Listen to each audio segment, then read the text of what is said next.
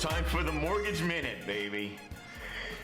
What's happening, everybody? It's Ronnie Ith here, aka Ronnie Mortgage, here with the Mortgage Minute. You know, I started doing these earlier in the year.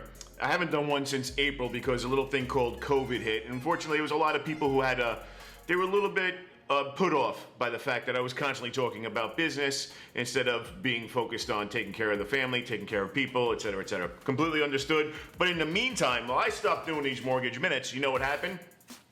Millions of people went and refied their houses because rates were so low, and they saved thousands of dollars in the interim, which is fantastic. You know, home sales seem to be remaining strong, although let's keep it in context. Let's look at a couple of headlines just from this past week, and let's discuss them. Right. So we've got Diane Olick from CNBC.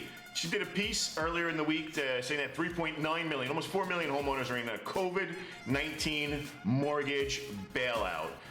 Now, I think what you're going to end up seeing is we'll see those numbers go down as unemployment comes down. Don't forget, unemployment peaked at about 30%. Now we're down around 10%. This upcoming Friday, we'll get the new number. It'll probably be closer to 7%. Look for it to get back down as the economy normalizes. However, you know, that's not everything that we see.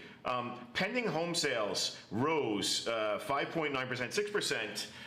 In July.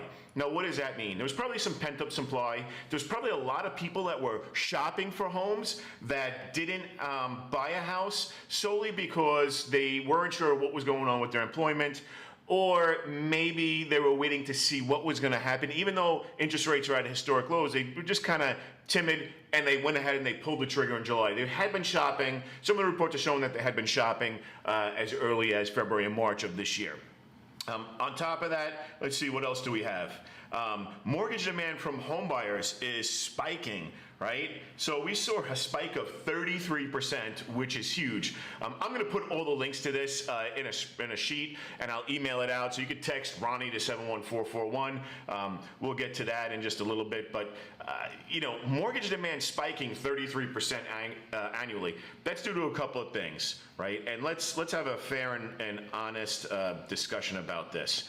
It's when you have rates that are as low as they are right now, and we're going to look at rates in a little bit, but when you have rates as low as you have, you're going to have an insane amount of demand. On top of that, you know, there was a little delay. We saw a dip in home sales earlier in the year. So when you combine those two things together, and the fact that people that were afraid of losing their job saw that COVID was coming to an end and that they were secure in their job, they went out and they got into that house, right? So when you read an article, what's the context? Dig down into it, look at some of the facts that are in there. I think in New York's Newsday, pending home sales in Nassau and Suffolk spike, right? We saw an 8.4% spike in the price of houses in Nassau and Suffolk, but we saw the number of houses shrink down 16% from the year-over-year numbers. So prices up, but total number of sales down. We see that down here as well in Miami. Miami Herald had an article about it, right? So what happens, and what does this mean? What does this translate to us as everyday people?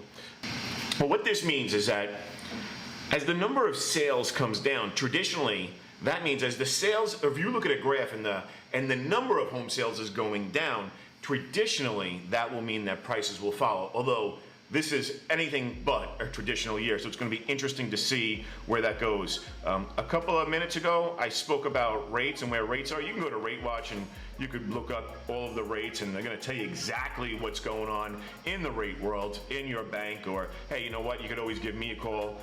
I can't speak about rates or particular rates on camera or on social media or on television or anywhere because there's so many different things that go into rates. Rates are like snowflakes. Everybody's different.